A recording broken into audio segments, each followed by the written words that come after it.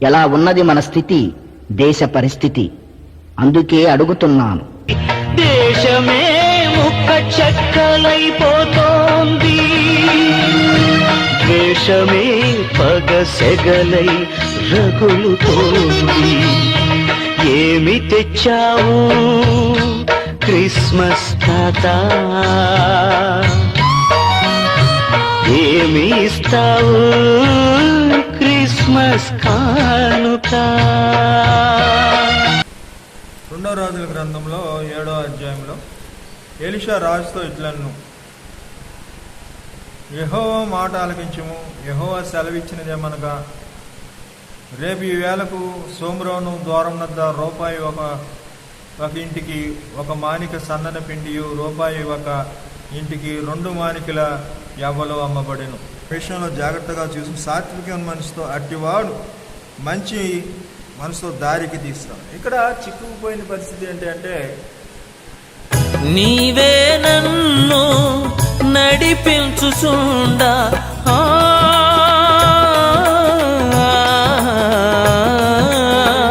నీవే నన్ను నడిపించుచుండా, నీ ఫలించెద పడిపోకుండా, నీ ఫలించెద పడిపోకుండా, కార్యము సఫలము చేసే నీకు మహిమ ఘనత యుగములకు.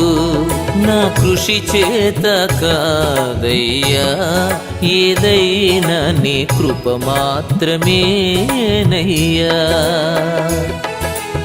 ఈ ఎలీషా పెట్టిన మాట బట్టి వారికి వర్షం కురలేదు, కరువు వచ్చింది, ఇక్కడ యుద్ధ పరిస్థితి వచ్చింది. ఆ ఎలీషాను పట్టుకోవాలనుకుని వాళ్ళు రావడం జరిగింది. అతడు సాత్వికుడై ఇప్పుడు చెప్తున్నాడు, రేపు ఈ పాటికల్లా మూర్ఖత కలిగి ఉండకుండా, నా ఇష్టమే అనకుండా సాత్వికుడై చిక్కుకున్న విధానాన్ని సహోదరుడిని క్షమించి మంచి దారికి మళ్లించినట్టుగా, రేపు ఈ పాటికి సన్నపనారు పిండి యవ్వల పిండి దొరుకుతాయ్యా రూపాయి 1 ఇంటికి అని చెప్పడం జరిగింది. అయితే ఒకని భారంలో కూడా ఇలాగా క్రీస్తు నియమం బట్టి పూర్తిగా నెరవేర్చుడి అంటే, రాజు చేతి మీద ఆనుకున్న, అందుకు ఎవరి చేతి మీద రాజు ఆనుకున్నో అధిపతి యెహోవా ఆకాశమందలి కిటికీలు తెరిచినను అలాగ జరుగున దైవజనునికి. కాబట్టి ఇక్కడ భారం అనగానే ఈ భారం మరి ఆ యొక్క రాజుగారు తన భారాన్ని చేతి మీద ఆనుకుంటాడంట. అతనికి రాజుగారు తన మీద ఆనుకోబట్టి గర్వం వచ్చింది. ఎవరి మీదైనా మనం ఆనుకున్నప్పుడు మన విషయంలో వారు పెత్తనాలు చేసేస్తుంటారు. కాబట్టండి ఎవరి మీద ఆనుకోవాలి, ఎవరి మనసు నీ మీద ఆనుకున్నో వాడిని పూర్ణ శాంతి కలవానిగా. మరి ఎక్కువ మాటలు ఎందుకు వచ్చినాయి? రాజుగారి ఎదురుగా రాజుగారి కంటే ముందల రాజుగారి సమాధానం ఇవ్వలేదు, కానీ ఆకాశపు వాకిండ్లు ఇప్పినను అలాగూ జరుగునా అని అంటున్నాడండి ఆయన. అందుకు ఎలీషా కోపం వచ్చి, కన్నులారా చూస్తావు కానీ నువ్వు తినకుందువు అంటున్నాడండి. కాబట్టి పట్టణము గుమ్మమునద్ద 4 కుష్ఠరోగులు ఒకరికొకడు చూసి, మనం చచ్చిపోదుము, ఇచ్చడు ఎందుకు కూర్చుండవలెను అంటున్నాడు. ఇక్కడ కుష్ఠరోగులు ఉన్నారు. అసలోళ్ళకి పరిస్థితి కష్టమైతే కుష్ఠరోగులకి ఎలాగా? ఎవడైనా వట్టివాడై ఉండి తనకి ఎన్నికైన వాడిని ఎంచుకుని తన్ను తానే మోసపుచ్చుకుంది. కాబట్టి ఈ కుష్ఠరోగులు విలువలేని, ఎన్నిక లేని మరి వాళ్ళు మోసపోకుండా తమ స్థితిని ఇక్కడే కూర్చుంటే మనకు ఆహారం ఎవరు పడతారని మోసపరచుకోకుండా ప్రతివాడు తాను చేయి పని పరీక్షించి చూసుకోవాలను. అట్టి ఇతరుల బట్టి అతడు అప్పుడు ఇతరుల బట్టి కాక తనను బట్టే అస్యము కలుగుని అంటున్నాడు. ఇక్కడ పరిశీలన చేసుకున్నారు 4వ వచనంలో, పట్టణంలోకి పోదుమా, పట్టణంలో క్షేమన్నది, అచ్చట చచ్చిపోదుము. ఇగో ఇచ్చట మరలా కూర్చున్నప్పుడు ఇచ్చట చచ్చిపోదుము. పదండి సిరియల దండ్రులకు పోదుము, రండి మనం బ్రతకనిచ్చినా బ్రతుకుదము, చచ్చినా చచ్చిపోదము అంటండి. కాబట్టి పరిశీలన అంటే ఇక్కడ పరిశీలన చేసుకున్నారండి.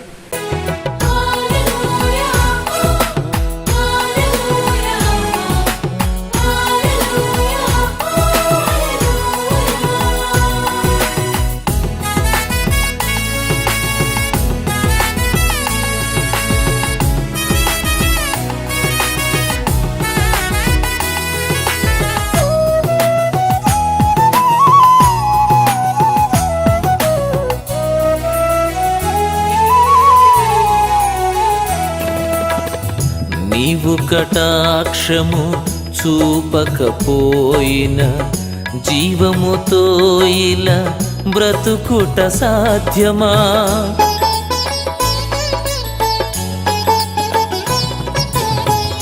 నీవు కటాక్షము చూపకపోయిన జీవముతో ఇలా బ్రతుకుట సాధ్యమా? చాలా ధైర్యం చేశారండి, ఎంతో సాహసం చేశారు. మరి ఏమవుతుందని మరి ఆ భారము బాధ్యత కలిగి ఆ చాలా విలువైన పని తాము ఉద్ధరించుకోవడానికి వాళ్ళు ఆ రకంగా 5వ వచనంలో వారు వెళ్తున్నారు.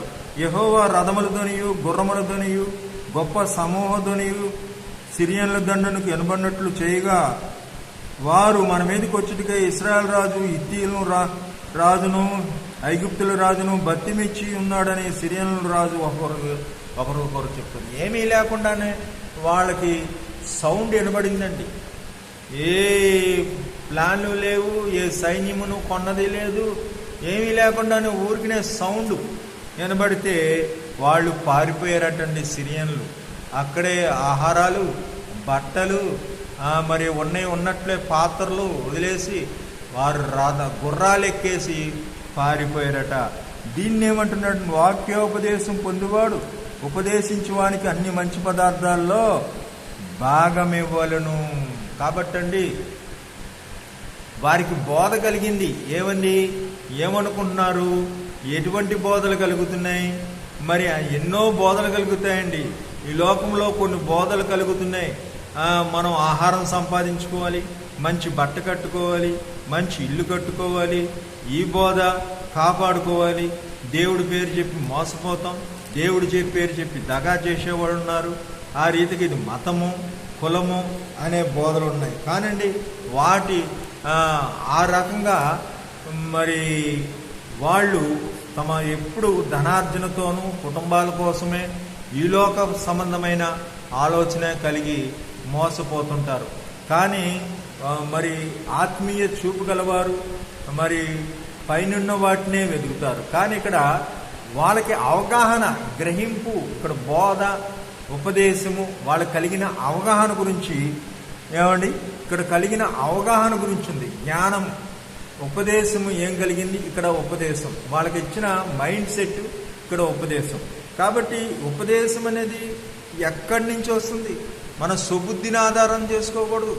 సుబుద్ధిని ఆధారం చేసుకొని నేను అనుకున్నాను, వీళ్ళు అనుకుంటున్నారు. కాబట్టి అండి సుబుద్ధిని వాక్యం ఆది అందున్న ఆ వాక్యం అనుకోవాలి తప్ప నేను అనుకున్నాను, నూనె రాసి నల్లల్లాడిస్తాడని నేను అనుకున్నాను అని నయమోని అనుకుంటున్నాడు. అక్కడ ఎలిషా దగ్గర ఉన్న రాజు కూడా, ఇశ్రాయేల్ రాజు నన్ను గొడవ పడటానికి కదా చెప్పించాడు అని ఆయన అనుకుంటాడు. దావీదుని వాళ్ళ నాన్న చనిపోయాడు అని వెళ్ళి పరిశీలిస్తానికి పంపితే ఏగులు వారు వచ్చారనుకొని వాళ్ళు అనుకొని పిర్రల దాకా కోసేస్తారు. ఈ అనుకోవడాలే ఎక్కువైపోతాయండి. మనుషుల అపార్థాలు, అనుకోవడాలు. కాబట్టి ఆది యందు వాక్యం. దావీదు అయితే ఎప్పుడు విచారణ చేసేవాడు. ఈ ఉపదేశాన్ని మీద దృష్టించి ఉపదేశం చేస్తాను కాబట్టి ఆ యొక్క 7వ వచనంలో మోసపోకుడి, దేవుడు ఎక్కిరింపడ్డు, మనుషుడు ఏమిత్తుకున్నో ఆ పంటనే కోసం. కాబట్టి ఆ బోధ అయిన తర్వాత రక్షించుటకు చాలని సంధి చీకటి ఉన్నట్టుగా విడిచి పారిపోయారు, మోసపోయారు, మొత్తం పారిపోయారు, గుర్రాలెక్కి పారిపోయారు. మోసపోకుడి అని చెప్తే ఇక్కడ దేవుడు ఎక్కిరింపడ్డు, ఆ రీతిగా శత్రువులు పారైపోయారు. నీవు సహాయము చేయకపోయిన సుఖ సంతోషము కలుగుట సాధ్యమా? నా ముందు నీ ఉండగా ఎదురొచ్చువాడెవడు? కార్యము చేయగా అడ్డుపడువాడెవడు? నా ముందు నీ ఉండగా ఎదురొచ్చువాడెవడు? కార్యము చేయగా అడ్డుపడువాడెవడు? యుద్ధము నీదేనయ్యా ఓ శూరుడా, ముందుకు సాగెదనయ్యా. యుద్ధము నీదేనయ్యా ఓ శూరుడా, ముందుకు సాగెదనయ్యా. జయమిచ్చువాడవయ్యా, నీ పిల్లలకు జయమిచ్చువాడవయ్యా. కుష్ఠరోగులు దండుపేటల మొదట భాగంలోకి వచ్చి ఒక గుడారము భోజనము చేసి అచ్చట వెండి బంగారమును ఎత్తుకుని పోయి దాచిపెట్టి మరి ఒక గుడారమును చొచ్చి అచ్చట పోయి ఎత్తుకుని పోయి దాచిపెట్టిరి. అచ్చట నుండి సొమ్ము ఎత్తుకుని పోయి దాచిపెట్టిరి అంటున్నాడు. కాబట్టి ఇది ఏమిటండి? శరీరం బట్టి విత్తువాడు శరీరమును, ఆత్మను బట్టి విత్తువాడు ఆత్మను. ఇక్కడ రెండు చూడండి, తిన్నారు ఏమని దాచుకున్నారు. మరి నువ్వు ఏమి విత్తుకుంటావు? చాలామంది బ్యాంకుల్లో విత్తుకుంటావు, ఆయా చోట్ల విత్తుకుంటారు. మరి దేవుడికి మనం విత్తేవారంగా ఉంటే బేదలను కటాక్షించేవాడు ధన్యుడని, యెహోవాకు అప్పించేవాడని పరులకు పెట్టింది పరలోక పాలు, మనకు పెట్టింది ఏమండి మట్టి పాలు అనుకుంటాం. ఇక్కడ మనం చూస్తే నా కృషి చేత కాదయ్యా, ఏదైనా నీ కృప మాత్రమేనయ్యా.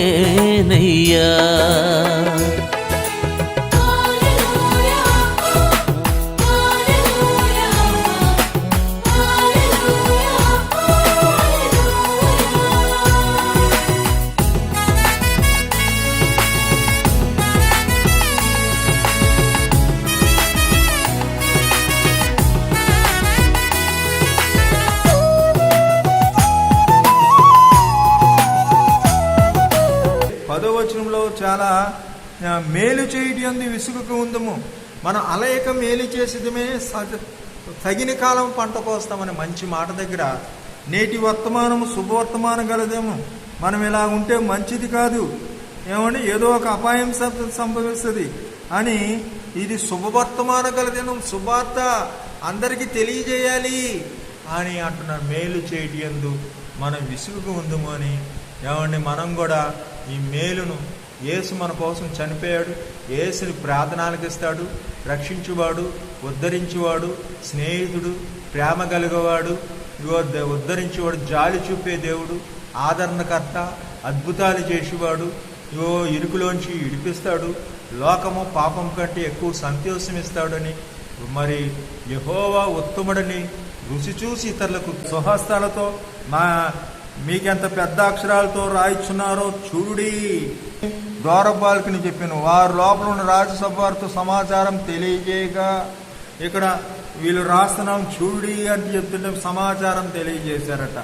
శరీర విషయమందు చక్కగా అగుబాడు వారు ఎవరో క్రీస్తు యేసుని సిలువ విషయంలో తప్ప చూపించును. అక్కడ ఆకలితో సంగతి తెలిసి ఉన్నది కనుక పట్టణం నుండి బయటకు వచ్చిన వాళ్ళ ఇక్కడ క్లిష్టమైన పరిస్థితి ఎలాగో వాళ్ళు ఎలా మోసం చేస్తున్నారు. ఇక్కడ మోసకరమైన మాట మళ్ళీ సాతానుడు అడ్డుపడుతున్నాడు. రక్షణ దేవుడు సిద్ధపరిస్తే మళ్ళీ ఆ రాజుగారు అంటాడు, ఊరికినే అలా మనం వెళితే వాళ్ళు పట్టుకోవడానికిలే. నీవే నాకై చింతించుచుండా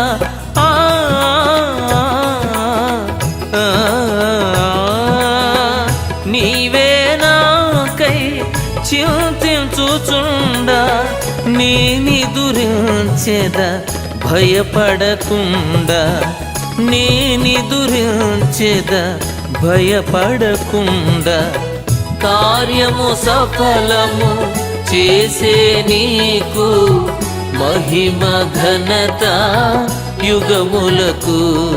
నా కృషి చేత కాదయ్యా, ఏదైనా నీ కృప మాత్రమేనయ్యా. నా కృషి చేత కాదయ్యా, ఏదైనా నీ కృప మాత్రమేనయ్యా.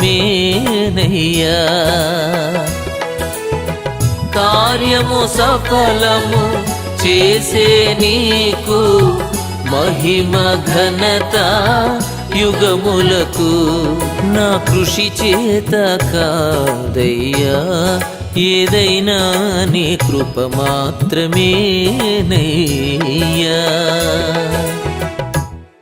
పొందవాలని కోరుచున్నారు.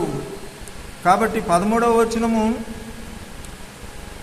ఇక్కడ మళ్ళీ కోరుతున్నారు అంటే వాళ్ళు సున్నతి పొందాలని కోరినా సున్నతి కోరరు, ఇక్కడ కోరుతున్నారంటే ఇక్కడ కోరడం ఏంటంటే, అయ్యా అంతమంది చచ్చిపోయారు, ఏదో 2-3 చచ్చిపోతే ఏముంది, వెళ్ళి చూసొద్దాం అని నైమోన్ దగ్గర ఎలాగా మరి హెల్పర్ తోటి వచ్చిన వాళ్ళు ఎలాగన్నారో వాళ్ళు మళ్ళీ కోరుతున్నారు. కొంతమందిని పంపిద్దాం చాలు, చస్తే చచ్చిపోయారు, మొత్తం అంతా వెళ్ళాం కదా అని వీళ్ళు కోరుతున్నారు అన్నమాట అండి. వారు జోడు రథములను గుర్రములను తీసుకొనగా సిరియలను సైన్యమునకు పోయి చూచి రండిని వారితో సెలవిచ్చి పంపెను. ఇక్కడ 14 చూస్తే, ప్రభు యేసుక్రీస్తు యందు సిలువ దేని యందు ఆశించుట నాకు దూరము, దానివల్ల లోకము నేను సిలువ వేయబడి ఉన్నా. కాబట్టి అండి ఈ క్లిష్టమైన పరిస్థితిలో వాళ్ళు తెగించి ఆ సైనికులు మరి ఆ రథం తీసుకొని ఆ ముందుకు ఒక ధైర్యంతో ముందుకు వెళ్తున్నారు. కాబట్టి సిలువే శరణాయన. కాబట్టి గోధుమ గింజ భూమిలో పడి చస్తే కానీ అనేక రెట్లు ఎలా పడుతుందో వీరు మరి ఆ యొక్క సిలువెత్తుకున్న పరిస్థితి అక్కడ ముందుకు వెళ్ళడం కనబడుతుంది. ధైర్యం.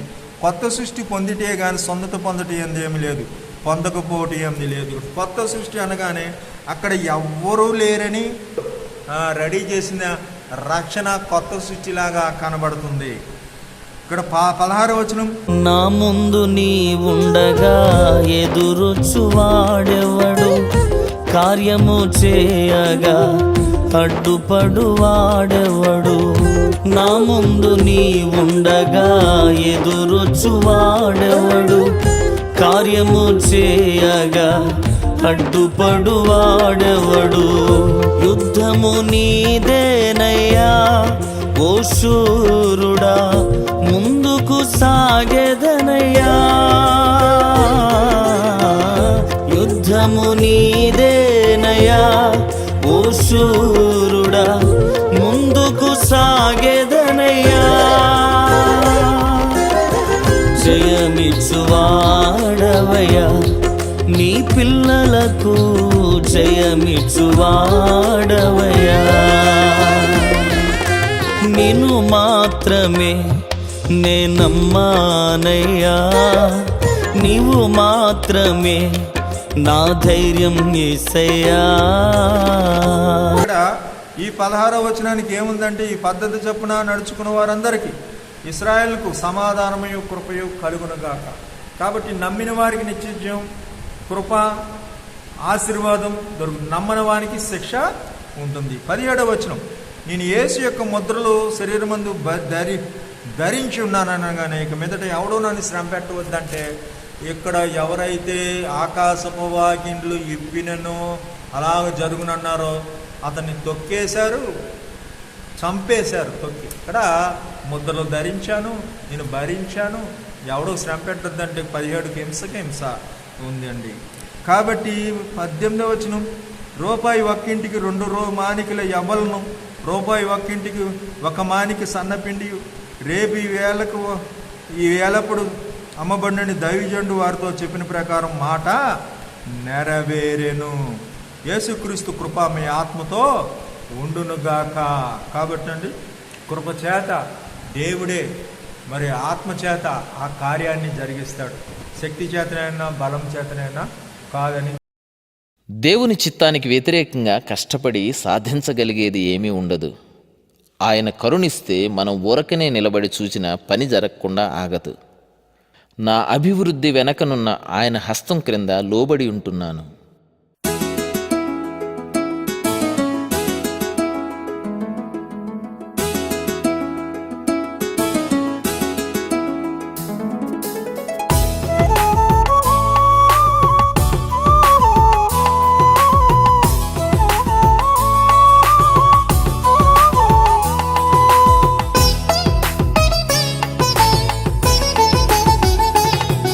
నా కృషి చేత కాదయ్యా, ఏదైనా నీ కృప మాత్రమేనయ్యా. నా కృషి చేత కాదయ్యా, ఏదైనా నీ కృప మాత్రమేనయ్యా. కార్యము సఫలము చేసే నీకు మహిమ ఘనత యుగములకు. నా కృషి చేత కాదయ్యా, ఏదైనా నీ కృప మాత్రమేనయ్యా.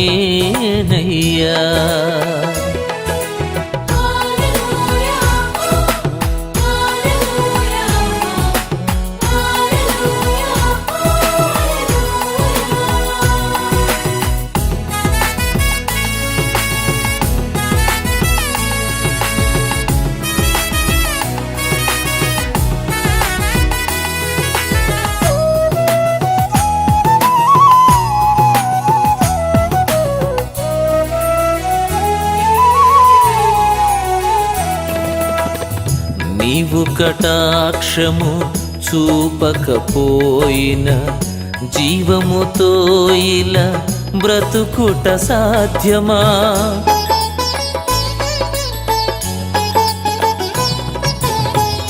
నీవు కటాక్షము చూపకపోయిన జీవముతో ఇలా బ్రతుకుట సాధ్యమా? నీవే నన్ను నడిపించుచుండా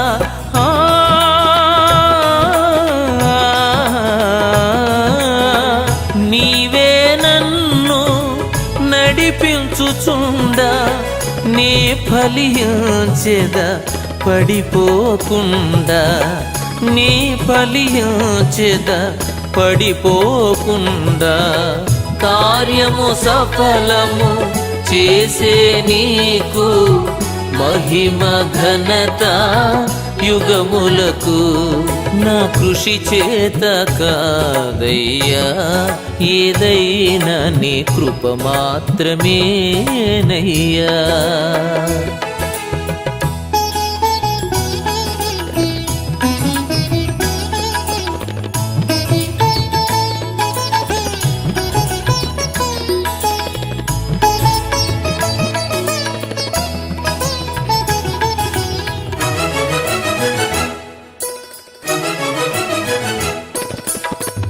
నీవు తలాంతులు ఈయకపోయిన గౌరవ ఘనతలు పొందుట సాధ్యమా?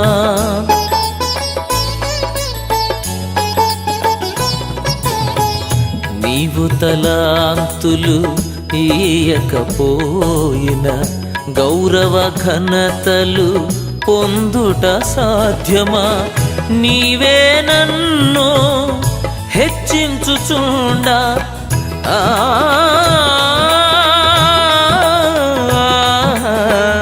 నీవే నన్ను హెచ్చించుచుండా లోబడి ఉండెద త్వరపడకుండా, లోబడి ఉండెద త్వరపడకుండా.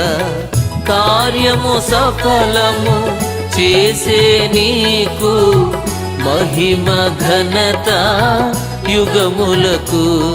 నా కృషి చేత కాదయ్యా, ఏదైనా నీ కృప మాత్రమేనయ్యా.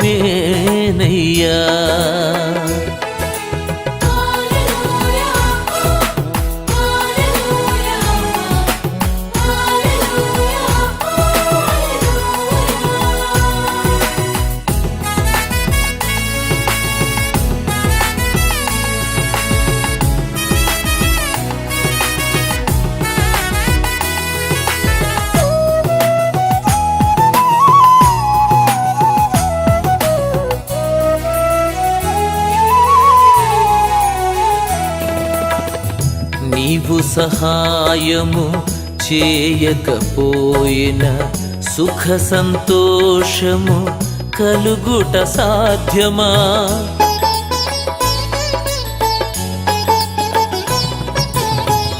నీవు సహాయము చేయకపోయిన సుఖ సంతోషము కలుగుట సాధ్యమా? నీవే నాకై చింతించుచుండా ఆ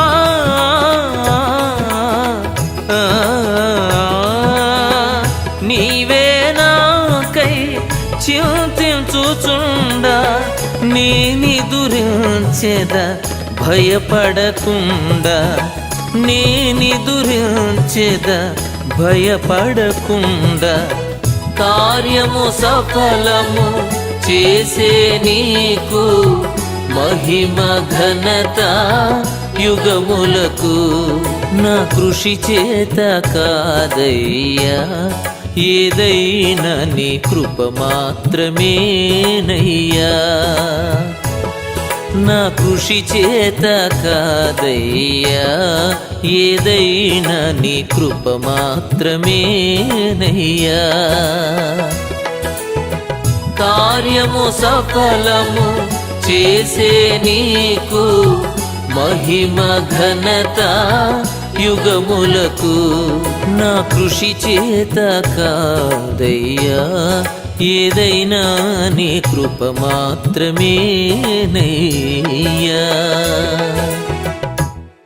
10వ వచనంలో చాలా మేలు చేయటి విసుగుకు ఉందము, మనం అలయక మేలు చేసేదమే తగిన కాలం పంట కోస్తామని మంచి మాట దగ్గర నేటి వర్తమానము శుభవర్తమానం గలదేమో. మనం ఇలా ఉంటే మంచిది కాదు, ఏమండి ఏదో ఒక అపాయం సంభవిస్తుంది అని. ఇది శుభవర్తమానం గలదేమో, శుభార్త అందరికీ తెలియజేయాలి అని అంటున్నారు. మేలు చేయటి యందు మనం విసుగుకు ఉందము అని.